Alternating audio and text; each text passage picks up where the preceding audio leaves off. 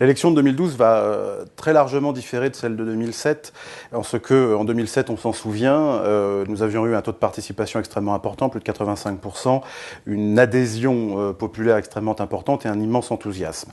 Je pense que l'élection de 2012 va être dans une configuration très différente, de très grande lassitude et de très grande incertitude, et en tout cas de très grande absence de confiance de la part de la population française à l'égard de ses dirigeants. Et donc de ce point de vue-là, on peut penser qu'il y aura un taux d'abstention très nettement supérieur et en tout cas une défiance générale contre laquelle les responsables politiques vont devoir lutter et j'ai presque envie de dire ramer.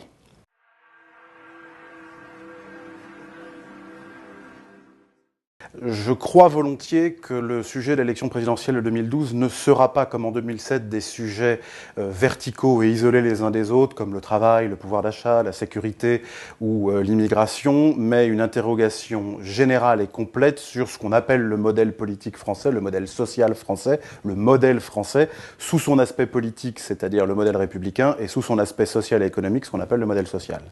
Et je pense que ce modèle est aujourd'hui arrivé à bout de souffle, c'est en tout cas ma conviction, et que la question de sa pérennisation ou de sa réforme complète doit être posée.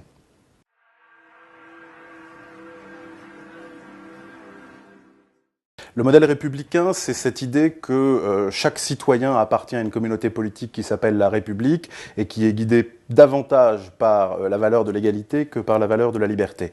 Aujourd'hui, ce modèle républicain, à mon avis, est caduc pour trois raisons. Un, il ne fonctionne plus. On voit bien que, à travers ses institutions, l'école, etc., aujourd'hui, il ne produit plus les résultats qu'il a produits pendant une bonne centaine d'années, d'une part. Deuxièmement, il n'y a plus adhésion systématique et de manière impensée, je dirais, de la population à ce modèle. Et enfin, je pense qu'il correspond particulièrement mal à l'époque de la mondialisation, qui est une époque de société métissée et ouverte, et dans laquelle un modèle unitariste est, me semble-t-il, particulièrement mal adapté.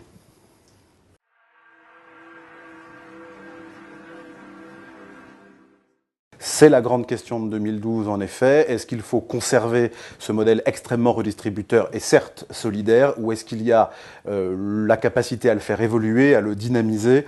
C'est la grande question. À quoi doit s'ajouter la réflexion autour des moyens que nous voulons y mettre? Tout le monde sait aujourd'hui la contrainte des finances publiques en France, et ce modèle social coûte cher. A-t-on les moyens de le conserver en l'état pour longtemps? C'est à mon avis la grande question de 2012. Alors je ne sais pas si j'ai des pistes de réflexion à suggérer, je pense néanmoins que les personnes chargées de préparer les programmes des principaux candidats à l'élection de 2012 devraient regarder du côté de ce qui s'est passé au Royaume-Uni l'an passé. L'élection de David Cameron s'est faite sur un concept fort qui s'appelle la Big Society, et dans laquelle l'idée force était d'un retour du pouvoir, de la prérogative de l'initiative au local, aux individus, aux groupes d'individus, aux communautés, et je pense qu'aujourd'hui c'est fondamentalement ce dont a besoin la France. J'ai parfaitement conscience que les modèles politiques, socio-culturels d'un pays anglo-saxon et de la France ne sont pas les mêmes. Néanmoins, je pense que pour redynamiser et refaire respirer la société française, nous devrions nous inspirer assez fortement des propositions faites. Il y a un certain nombre de choses qui sont actuellement en cours, à la fois de réflexion mais de mise en œuvre au Royaume-Uni.